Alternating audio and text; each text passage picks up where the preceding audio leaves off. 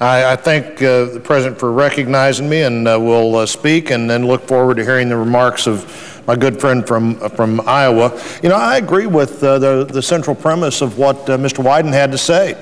I think that job creation should be, private sector job creation should be the #1 target for the country today. And frankly, anytime we're not talking about that or what we can do about spending, we're talking about the wrong two domestic issues. I would suggest, however, that it's not like the option today was to bring that bill he described to the floor. And I'd love to see it on the floor. I'd love to see a simpler, fairer, flatter, more easily understood tax code, because I do think that certainty is one of the things that makes a difference in that decision to invest. But I absolutely agree that the #1 priority for the country at this minute should be private sector job creation. And I look forward, as he does, to working on that. My only fault I'd find with the premise that that's not the reason to talk about this is that that's not what we were going to be talking about otherwise. In fact, the week we were going to spend here that was supposed to be the work week during the 4th of July, the bill that the majority brought to the floor was the Libya resolution, which I haven't seen since. That was the week we were here to do something about spending, and that's why we didn't do the other things we had scheduled, because we were going to talk about spending.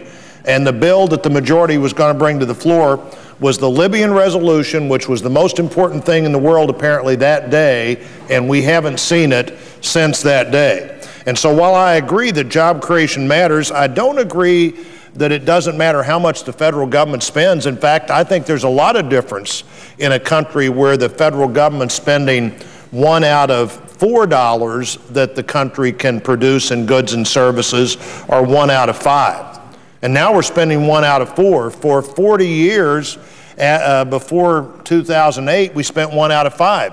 And in 2008, we didn't spend the average of 20.6%, we spent 19%. So we've gone from 19% of GDP spent by the federal government to 25% of GDP spent by the federal government. And it matters, and that's why spending is the other issue. And what we're talking about with cut, cap, and balance is how do we get that spending under control? And if there's a better plan, I'd be glad to see it. But I don't see a plan on spending control coming from anywhere else. We all know that we now have a record debt of almost $15 trillion. It's $14.3 trillion and counting. We all know that we've spent approximately $7.3 trillion and added almost $4 trillion to that debt since the Senate and President Obama passed the last budget that the country had 813 days ago. We all know that unemployment has increased and has increased by 18% since January of 2009. And in the 29 months since then, despite the so-called stimulus package, unemployment has been over 8% every month for 29 months, and it was 9.2% in the month of June. And we also all know that 40 cents out of every dollar the federal government spends is borrowed, and we just can't continue to do that. And one option might be to raise taxes and think that that 40 cents would come in. I'm not for that, because I don't think higher tax rates necessarily produce more tax revenue. Until 1981, for 50 years, the highest tax rates had been 70, 80, or 90%, and people don't pay that tax rate. People definitely don't take a chance and invest in that tax rate. But the thing that we know maybe most of all is we can't keep doing what we're doing now. The status quo is both unacceptable and unsustainable, and we have to look at what it takes, as Senator Wyden said, to meet the #1 priority, which is what do we do that creates private sector jobs?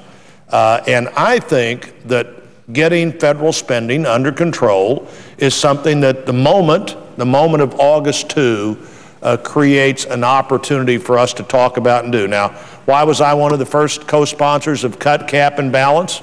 Because I thought it had the potential, and I believe it has the potential to do what needs to be done. What was cut?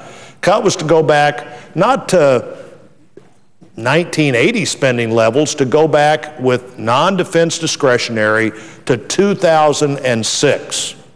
Just to go back to what we were spending on non-defense discretionary in 2006, rearrange that as you may want to, rearrange that in a way that better meets 2011 goals, but go back to that amount of money.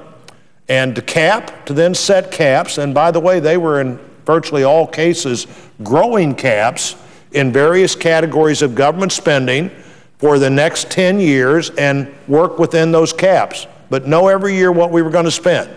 And then the third element was, let's balance the budget.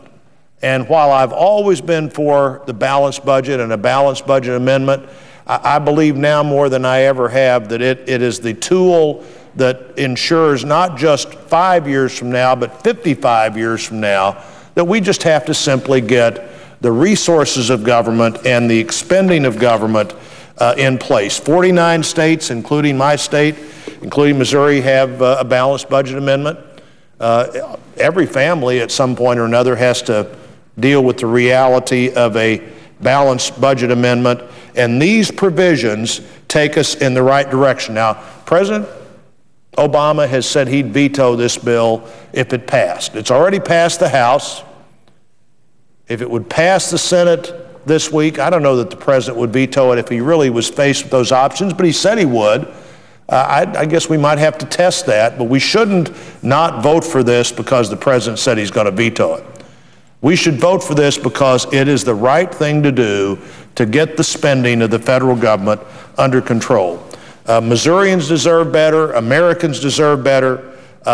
Both parties, no doubt, have contributed to where we are right now in our current economic situation. And frankly, Madam President, both parties have to find a way out. It takes three things to pass a bill in Washington. It takes the House of Representatives, it takes the Senate, and it takes the White House for a bill to become law. My party, the Republican Party, controls one of those. Our friends on the other side control the other two. So how do any of us think we're going to get everything we want in this environment, but we have to work toward the right result? I think cut, cap, and balance would produce that result. I think we do have to get on the work of being focused on what do we do to create private sector jobs and what do we do to get this spending under control. American families have to deal with this all the time. It's time that their government dealt with it as well. I don't want to settle for business as usual. We have a unique opportunity here. Are we going to be like everybody else? Are we going to be like Greece and Ireland and Portugal and Italy and so many countries in the world today? Or are we going to set a different path, a path that shows that we're prepared to control and rein in federal spending and do what's necessary to encourage private job sector growth? I hope we can join together and find a solution. This is the moment we need to do it. Madam President, I'm looking forward to working with you and others. And I know I'm yielding the floor now to my good friend, Mr. Harkin from Iowa. We're working together on the Missouri River Working Group. We're sponsoring legislation together for Special Olympics. And we can find solutions to these problems if we want to find solutions. And that's what the people we work for deserve. Let's find a way forward. For me, the way forward would be cut, cap, and balance, but I do know that we all have to work together or we're not going to arrive at any conclusion. I would yield the floor.